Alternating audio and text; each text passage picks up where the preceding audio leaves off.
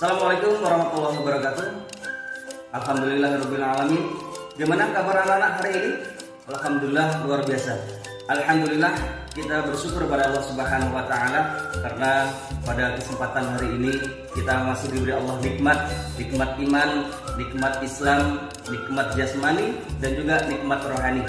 Sehingga kita masih bisa diberi Allah Subhanahu wa taala untuk kegiatan kita setiap hari, yaitu belajar seperti biasa. Shalawat kirim salam tidak lupa pula kita aturkan kepada junjungan kita Nabi besar Muhammad sallallahu alaihi wasallam dengan selalu mengucapkan Allahumma sholli ala sayyidina Muhammad wa ala ali sayyidina Muhammad. Anak-anak yang saya banggakan, untuk tema kita yaitu penyelenggaraan jenazah menurut syariat Islam. Submateri memandikan dan mengkafani jenazah. Baik anak-anak, untuk pelajaran kita hari ini kita akan belajar tentang tata cara perawatan jenazah sesuai syariat Islam. Submateri memandikan dan mengkafani jenazah.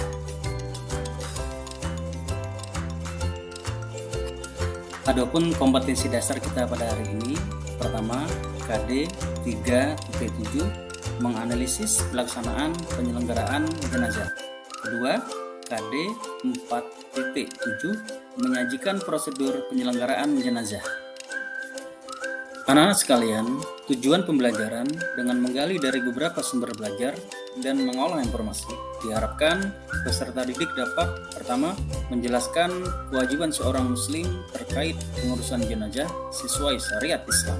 Kedua, menganalisis ketentuan tata cara memandikan dan mengkafani jenazah.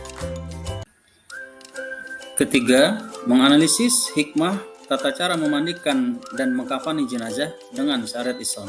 4. Menyajikan ketentuan dan tata cara memandikan dan mengkafani jenazah. 5. Mempraktekkan tata cara memandikan dan mengkafani jenazah. Anak-anak sekalian, setiap manusia pasti akan mengalami kematian, sebagaimana dalam firman Allah Subhanahu wa taala dalam Quran surah Ali Imran ayat 185. A'udzu billahi minasyaitonir rajim. Bismillahirrahmanirrahim. Kullu nafsin dha'iqatul maut. Setiap yang bernyawa akan merasakan mati.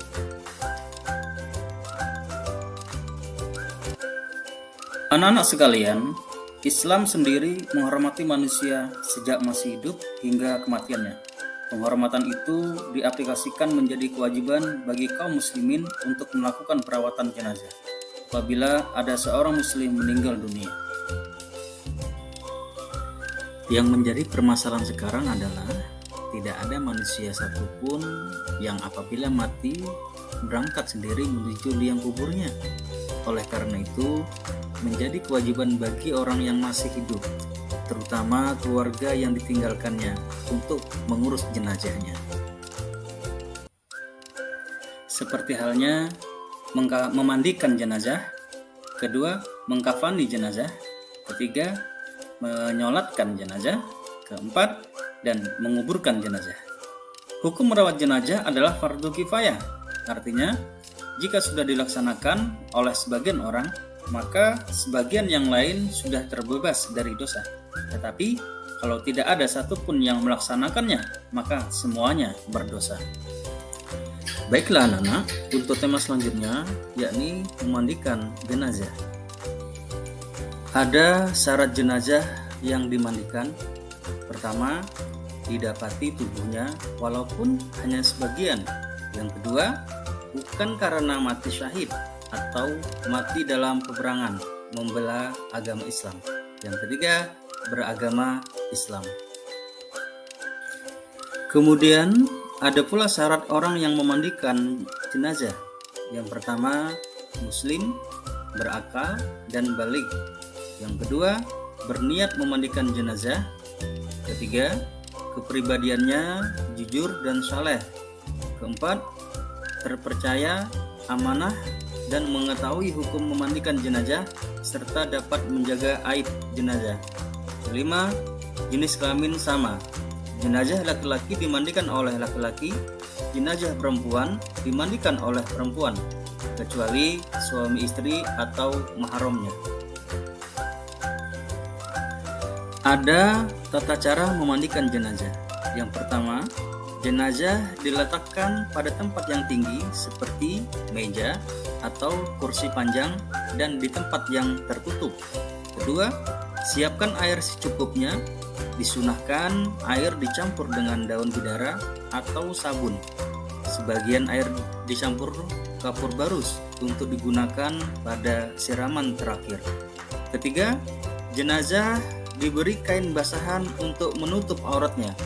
Keempat, mengeluarkan kotoran dari dalam perutnya dengan cara mengangkat punggung dan kepala jenazah sambil dipijat perutnya secara perlahan. Kelima, bersihkan gigi jenazah, lubang hidung, lubang telinga, celah ketiaknya, celah jari tangan, dan kaki serta rambutnya. 6. Miringkan jenazah ke sebelah kiri untuk dibasuh sebelah kanannya. Sesudah itu, miringkan ke sebelah kanan untuk dibasuh sebelah kirinya. 7. Siram badan jenazah mulai dari sebelah kanan, atas ke bawah sampai air merata. Disunahkan hitungannya ganjil. 8. Mewudukan jenazah. 9. Keringkan badan jenazah dengan handuk. Hadis Nabi tentang memandikan jenazah.